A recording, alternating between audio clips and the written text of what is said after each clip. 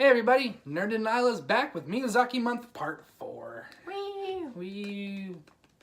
Alright, so we started with Kiki's Delivery Service, which was awesome. We then went on to Spirited Away, which is great. We went on to My Neighbor's Totoro, which was meh. My neighbors? Whatever. My neighbor's the multiple Totoros. My Neighbor Totoro, which was meh. And now we're on to Castle in the Sky, which is even meh. Which is even meh. What the fuck? First of all, this movie's too long for its own good. Why is it so long? It's 2 hours long. The movie doesn't even really start until like an hour in. There was so much I would have cut out of that movie for time. Oh dear God! Like the entire... all of it! No. I think and it was all just for the point of that kind of red herring of the pirates being bad guys, but they're pirates with hearts made of gold that they would steal. They would steal it. But I'll give it this. It was more engaging of a plot after an hour and a half. After an hour and a half, you just had to like suffer to get a little bit of what you wanted. You had to be a pirate. You had to suffer to get the treasure, and then you're kind of disappointed when you get the treasure.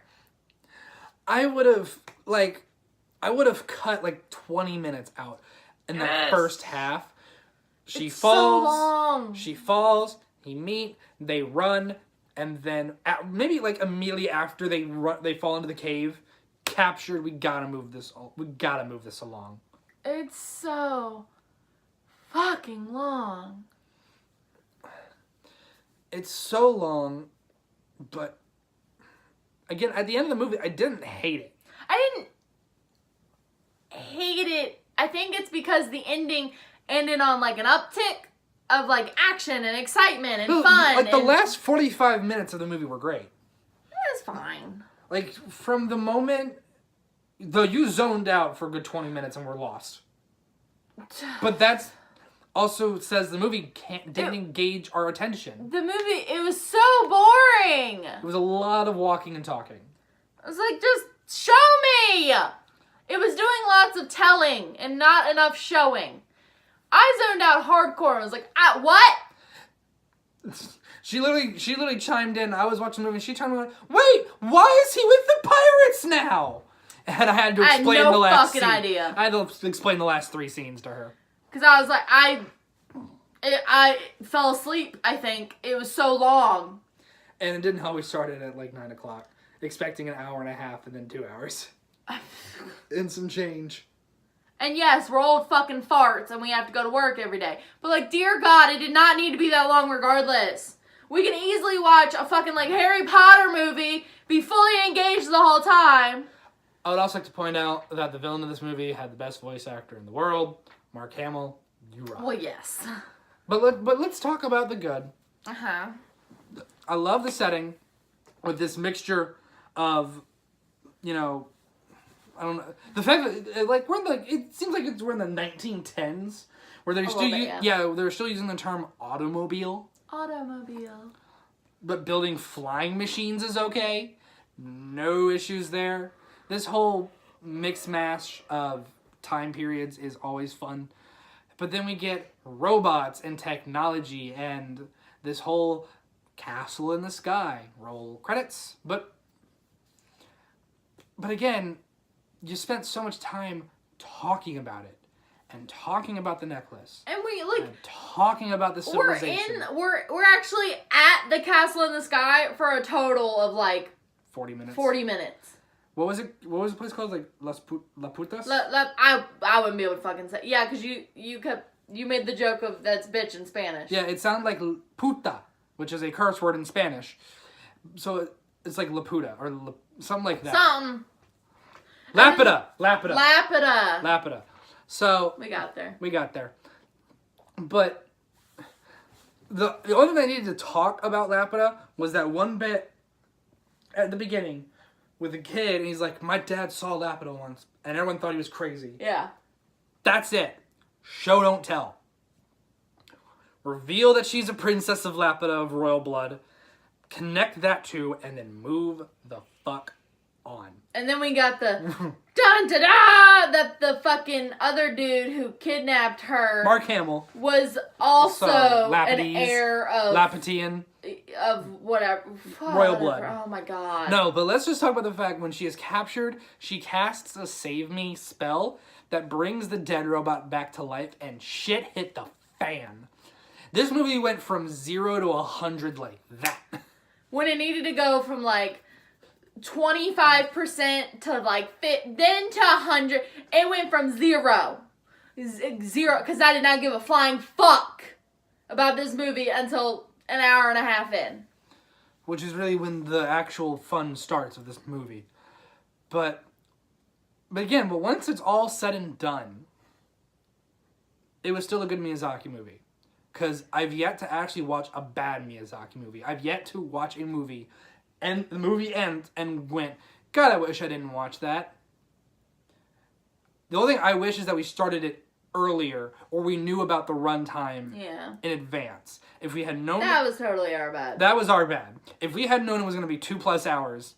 We would have waited. We would have waited. We would have waited till the weekend. We would have watched it with time to spare, and I don't think it would have been as bad of an experience.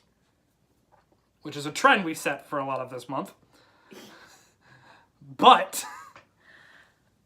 I just also didn't connect to any of them. Also, you're trying to make these pirates seem like they're good people with hearts of gold, but apparently all of them are fucking pedophiles.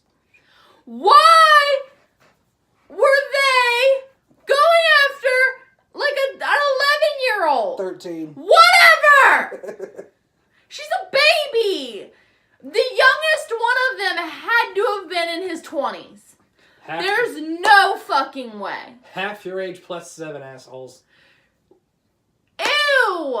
That entire I scene. questioned a lot of shit in a lot of these movies, and just a lot of it was chalked up to different cultural differences. That's not one of them! No! Do not, I don't care if she's a fucking princess, I don't care if she's pretty, I don't give a shit, whatever. No! No! No! Anyway. But yeah, that entire scene was hard to watch. It's so hard to watch. Could you just go, I need a shower now. I mean, at least bitch used them. Like, yeah, I need help. But that wasn't manipulative. It wasn't manipulative. That was just ignorant. Yeah. It's just 13. That's ignorant. That's She's ignorant. 13. Like, seeing her and the other little boy, their relationship, that's cute. Because they're the same age. Because they're the same fucking age. And we don't expect them to do anything immediately, but... Later on the road. 5 years or so. Yeah. But it just... Yeah. Put a bad taste in our mouth. Yeah. So there was just a lot going on with this movie that we did not enjoy, but I think this is the first movie that at the end of it just kind of went, why? I just went, why? I don't even know what else to say except why? Yeah, You had, there's this good idea on paper that screams Miyazaki, but it felt like there was too much shoved into it There was like too much shoved into it and not enough. All the wrong things were shoved into it. Yeah. Like, this could have been such a riveting story about this princess falling down and having to, like, you know, trying to figure out what this necklace does and meeting the boy. I'll give the boy credit. He immediately knew what that thing did. It just didn't work for him. He immediately jumps off a roof, crashes, and went, all right, that didn't work. But, like, this could have Smart been kid. such a riveting story, and it just wasn't. Also, how do you fuck up having Mark Hamill as a villain? How the fuck do you fuck up having Joker as a villain? Why? What even happened to him? I don't remember. Did he die? Yes. Okay. Yeah, I think so. Did he blow up? When the whole, like, psh. Oh, that's right. They cast the destruction spell. Yeah, and they survive because the roots of the tree Oh, yeah. saved them. Oh, yeah. So much needed suspension of disbelief there. Like the kid climbing on the roots on the bottom as the ship's in flight. Nah. You've fallen. Yeah. Just... What the fuck? Would I ever watch it again? No. Probably not. It was honestly a Miyazaki movie I probably even wouldn't recommend to people. Yeah. But again, it's not like if somebody asked, should I watch Castle in the Sky? I would go, it ain't great. It ain't bad. But there are so many other better things for you to watch. There's so many better things to spend 2.5 fucking hours on. It wasn't 2.5. I don't give a shit. This is bad. This is Castle in the Sky. It's real close. But not, it just didn't. I'd still give it stellar voice acting, stellar music. Well, stellar animation, all that shit. The same stuff is good. It's just plot.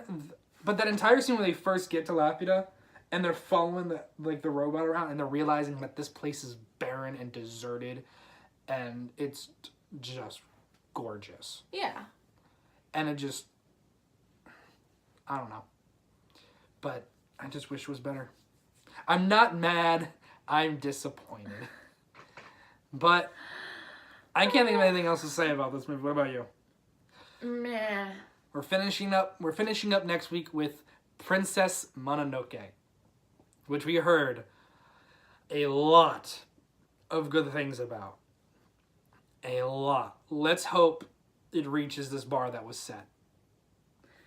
Spoiler alert, we've watched it already. And we'll talk about it next week.